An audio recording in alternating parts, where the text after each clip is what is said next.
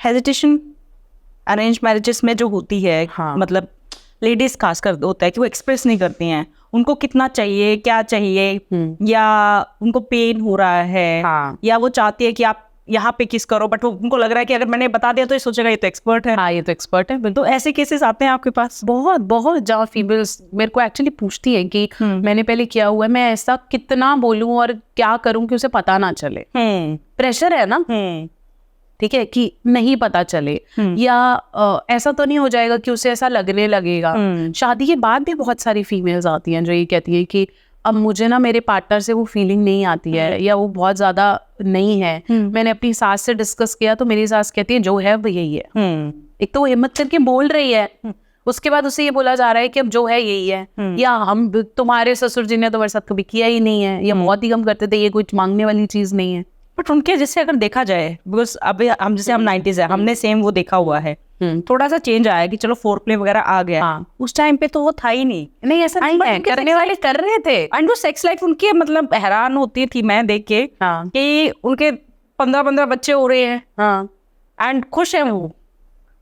तो ये कैसे चेंज? आजकल बहुत जल्दी मन भर जाता है कि ओके, बहुत डीप क्वेश्चन है ये। लेकिन इसको ऐसे समझेंगे कि पहले बोलते हैं 15-15 बच्चे और ये, तब ऐसे में अगर हम संतुष्टि या सेक्स लाइफ की बात करें तो वो संतुष्टि नहीं थी। ओके, ठीक है, और तब संतुष्टि के पैमाने सेक्स से थे भी नहीं। ठीक है, तब महिला गिवर थी और पुरुष ने रिसीव करना था। ठीक है, उसको मिलना था और ये होना था।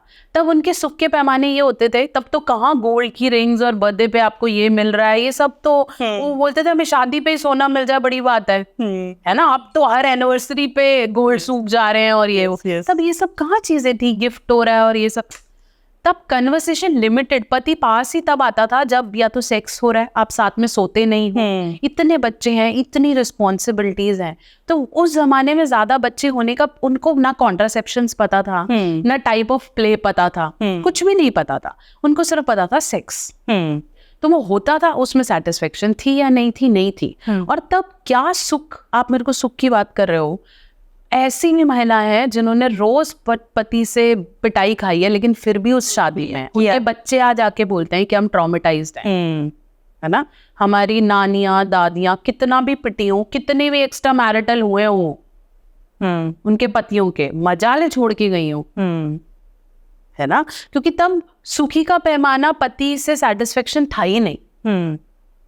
तब ये था कि हमें निकाले ना, हमें जलाए ना, हमारे पेरेंट्स तक कोई बात ना पहुंचे, और बस दबाया जाता था। हाँ, तब जॉब और ये सब पर्सपेक्टिव थे ही नहीं।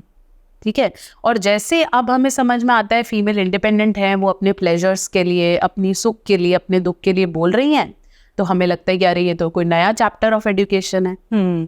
फोर प्ले तब भी था, अब भी है, और जो उसको वक्त देते थे वो तब भी अच्छे से करते थे। ठीक है, तो ये नहीं बोल सकते कि अब बच्चे कम हो रहे हैं और ये, अब तुम्हारी चॉइसेस ही अलग हैं। ठीक है, पहले यार 3 चीजें खाने की होती थी, वही रोटी, वही सब कुछ, सुखी थे ना लोग। पिज्जा सुना था हमारे 90s में? कभी पिज्जा सुना था? नहीं था ना। अब हम कल ही बात कर रहे थे, कहाँ पिज्जा और बर्गर होते थे। अब तो डोमिनोज डिलीवरी 2000s में आने लगी है, उससे पहले तो ये सब था ही नहीं। तब भी खुश थे हम लोग। हमारे पेरेंट्स हमें, हमारी कोई हमने पेपर में अच्छे मार्क्स आ गए तो बाहर खाने ले जाते थे। अब तो बच्चों का मन करता है हर दूसरे समय, वो बाहर का तो यूज हो गए। हाँ, तो प्लेजर्स, चाहे वो भूख का है, प्यास का है, टेस्ट का है, बढ़ तो रहा है, लेकिन हम सुखी हैं।